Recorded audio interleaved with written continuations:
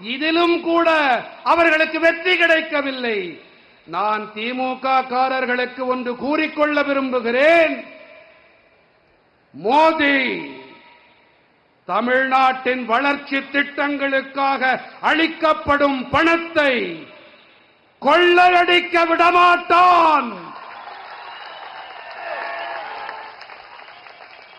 எந்த பணத்தை நீங்கள் கொள்ளையடிக்கின்றீர்களோ, கொள்ளையடித்திருக்கிறீர்களோ, அந்த பணம் திரும்ப வசூலிக்கப்பட்டு தமிழ்நாட்டின் மக்களுக்காகவே செலவு செய்யப்படும். எனதருமை நாட்டு மக்களே, இது மோடி அளிக்கும் கேரண்டி. இது மோடியின் உத்தரவாதம்.